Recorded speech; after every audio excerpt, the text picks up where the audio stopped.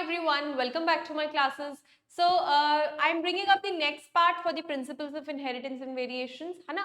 Before this we had covered up with inheritance of two gene और हमने dihybrid cross को अच्छे से समझा था. तो यार जब मेंडल ने इनिशियली मोनोहाइब्रिड क्रॉस पढ़ाया था ना और समझा था, तो उसमें उसने दो लॉज डिस्कवर किए थे, law of dominance and law of segregation, जिसमें हमने ये पढ़ा था कि एक अलील दूसरे के ऊपर डोमिनेट करती है, also while they are being transferred to the next generation they segregate before that. ठीक है, लेकिन डाइहाइब्रिड क्रॉस से हमें एक और तीसरा लॉ मेंडल ने प्रपोज करके दिया, जो कि था लॉ ऑफ इंडिपेंडेंट असॉर्टमेंट. ठीक है, you can read here 4.3.1 that's given on your NCERT in page number 64. वहां पे आप रेफर कर सकते हो, law of independent assortment. Now before I go forward with the theory, एक बार क्विकली डाइहाइब्रिड क्रॉस रिवाइज कर लेते हैं, सिंस उसी से ये law of independent assortment linked है. ठीक है जी, तो I just quickly draw the dihybrid cross. हमने दो प्लांट्स लिए थे, plant one with round seeds, round shape of seeds in yellow color, that was breeded with plant 2 that had wrinkle shaped and green color. ठीक है जी, round shape का हमने capital R लिया था कंसिडरिंग इट डोमिनेंट, इसका small are, yellow का capital Y और green का स्मॉल वाई. ठीक है, now fusing them into first generation, हमने इनसे फर्स्ट जनरेशन डिराइव की. कैसे? इन दोनों में से एक, इन दोनों में से एक, this will also segregate and this will also segregate. तो क्या क्या पॉसिबिलिटीज बनेंगी? The possibilities will be R and R, y and y.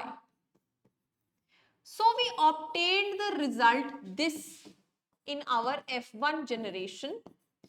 जब हमने ये देखा कि जो हमारी जीन पेयर की अलील्स थी, while transferring to the second generation, जब वो F1 जनरेशन के प्लांट्स बना रही थी, तो while forming their genotype, इसकी अलील्स क्या हुई हैं? सेग्रीगेट. ठीक है, सो यू कैन सी कि यहाँ पे कैपिटल आर में से एक आर, वाई में से एक वाई, देन इसमें से एक आर, इसमें से एक वाई, है ना? And they have chosen themselves and formed a F1 generation plant. और ऐसे ऐसे काफी सारे प्लांट्स फॉर्म हुए. ठीक है, देन मेंडल ने इन्हीं को सेल्फ पॉलिनेट कराया, क्योंकि ये सेम टाइप ऑफ प्लांट्स थे. ठीक है, so capital R small R, capital Y small Y was fused with the same type of plant to obtain the results for F2 generation. Now let's see what happened in the F2 generation. तो जब in plants का cross कराया, अब last वाले case में क्या था कि दोनों ही कैपिटल आर थे, तो हमने में से कोई एक आर चूज कर लिया था. लेकिन यहाँ पे जब अलील सेग्रीगेट हुई, तो capital R small R, capital Y small Y. Similarly यहाँ पर भी capital R small R, capital Y, small y, and they were fused together. Now, once they were fused together, what happened was they had to make pairs now. अब directly आप R को वहां के साथ एक R के साथ कराओगे तो आप पेयर नहीं बना सकते, है ना? यहाँ डाई हाइब्रिड क्रॉस हो रहा है, so they had to like group together, if I must say. ठीक है जी, तो एक आर ने इसके साथ पॉसिबल कॉम्बिनेशन बनाया, then this combination, then this and this. So हर प्रोबेबल सिचुएशन का एक पेयर बन गया. तो ये जो पेयरिंग हुई इस सेग्रीगेशन के बाद, इसको बोला गया इंडिपेंडेंट असॉर्टमेंट, क्योंकि ये अलग होने के बाद पेयर अप हुए. करेक्ट. सो यहां से मेंडल ने अपना थर्ड लॉ दिया, that was law of independent assortment. While forming the plants for F2 generation, these alleles had paired themselves together to form one gene pair, and then these gene pairs fused together to result in a plant. ठीक है जी, देखिए इन dihybrid cross जो अभी मैंने आपको बताया, the phenotypes दिखने में प्लांट कैसे थे? Round, wrinkled, yellow, round yellow, एक केस दैट इज, मैं लिखती रहती हूँ साथ साथ इनका जीनोटाइप भी, राउंड और yellow, capital R capital R capital Y capital Y capital Y, या फिर ये भी हो सकता है इनको जीनोटाइप। करेक्ट। रिंकल्ड येलो, तो रिंकल्ड के केस में आर तो हमारा छोटा हो गया, ये येलो ऐसा भी हो सकता है या फिर ऐसा भी हो सकता है, any.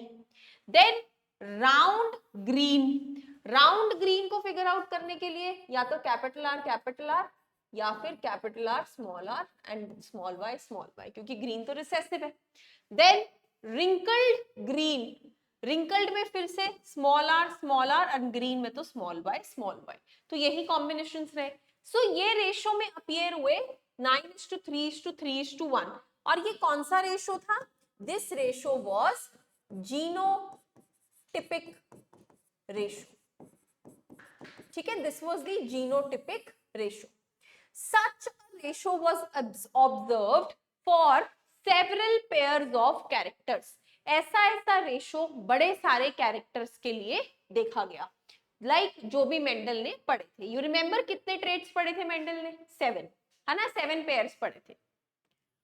The ratio of 9:3:1 can be derived as combination series of 3 yellow 1 green with 3 round to 1 wrinkled। तो हुआ तो ऐसे ही है ना, ये वाला जो 3 था ये क्या था? Yellow dominant colour and wrinkled shape, और ये वाला जो 3 था this was green colour and round shape. Correct. This derivation can be written as 3 round ratio 1 wrinkled, 3 yellow ratio 1 green, then equal resulting in 9 round yellow, 3 wrinkled yellow, 3 round green and 1 wrinkled green। ठीक है, इस तरीके से combinations बने। Let me take you back and show you कि ये जो 3 yellow and 1 green लिख रहे हैं ये क्या है। ओके,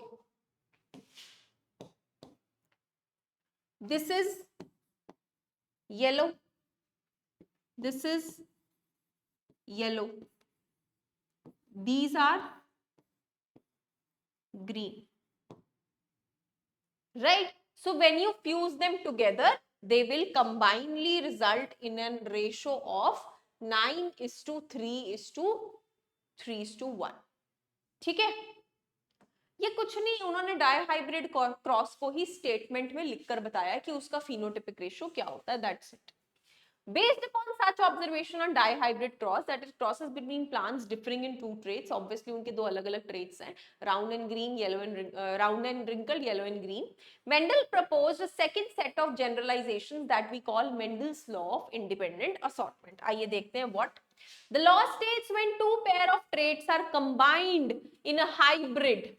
जब भी हम दो traits को combine करते हैं in a hybrid, मतलब ये है, हमने दो ट्रेट्स को कंबाइन कर रखा है हाइब्रिड में। Segregation of one pair of character is independent of the other pair of character. That means ये अपना एक दूसरे से अपना आराम से इंडिपेंडेंटली अलग अलग हो गए हैं, और उसके बाद इन्होंने एक दूसरे की परवाह करे बगैर अपने पेयर्स बना लिए। ठीक है, so this is independent of each other, कोई किसी के ऊपर डिपेंडेंसी नहीं है, कोई ब्लेंडिंग नहीं हो रही, कोई मिक्सिंग नहीं हो रही, नथिंग इज हैपनिंग। ठीक है, this is just simple pairing, that's law of independently they are getting assorted together. Okay, the Punnett square जो हमने टेबल पे प्लॉट करके इनकी पेयरिंग करी थी डाइहाइब्रिड क्रॉस में, उसने हमें इफेक्टिवली हेल्प किया है to study the segregation of 2 pairs of genes during meiosis and also the production of eggs and pollens in the F1 generation plant। ये यहाँ पर ये this is just because it's all written in capitals due to the font, लेकिन F1 में कौन सा plant है? Capital R small r and capital Y small y, जिसमें हमें एग और पोलन्स मिले। डेफिनेटली आखिर फ्यूज तो एग और पोलन ही करने वाले हैं ना, वो तो हम रेफरेंस के लिए मेल फीमेल लिख देते हैं। ठीक है, consider the segregation of one pair of gene that is capital R and small r, वो अलग हुई। 50% of gametes have the gene capital R, or other 50% of gene will have the gamete small r. See, 50% have small r, 50% have capital R. Correct? Now, besides each gamete having either R or small r, it should also have the allele या तो capital Y या फिर small y. The important thing to remember here is that segregation of 50% R and 50% small r is independent from the segregation of 50% Y and 50% small y. ये तो हम पढ़ चुके हैं, सब पहले ही अपने आप को अलग अलग कर दिए, उन्होंने एक दूसरे की परवाह ही नहीं करी, they independently got segregated. ठीक है जी. Therefore 50% of capital R bearing gametes capital Y and other 50% has small y. एक कैपिटल आर की 50% पॉसिबिलिटी इसके साथ है, 50% पॉसिबिलिटी इसके साथ है. Similarly, they are saying 50% of R bearing gametes have capital Y and other 50% have small y, जो हम ऑलरेडी कर चुके हैं. Thus, there are 4 genotypes of gamete. That means 4 types of pollen and 4 types of egg. क्योंकि हमारी possibility तो यही बन गई ना.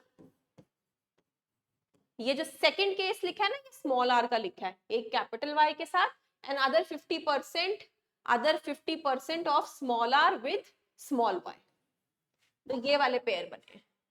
ठीक है जी, तो ये 50-50% इनका असॉर्टमेंट होता है अपने अपने में. So this explains our law of independent assortment, concluding that 4 types of pair कौन से बने? Capital R, capital Y, capital R, small r, capital Y, and small r, small y. Each with a frequency of 25%. Correct? 25% इन्होंने एक ने share hold किया. That was all about independent assortment. ठीक है, मैंने आपको थ्योरी इसीलिए दिखाई क्योंकि जब ये बुक में लिखा हुआ है ना, it becomes a very detailed and cumbersome thing to study कि ये क्या लिखा हुआ है. लेकिन है ये कुछ नहीं है, वही जो हम अलग अलग करके पेयरिंग करते हैं पुन्नेट स्क्वायर पे डालने के लिए, उसी को इंडिपेंडेंट असॉर्टमेंट का लॉ बताया था मेंडल ने. That's it. ठीक है जी, थैंक यू सो मच.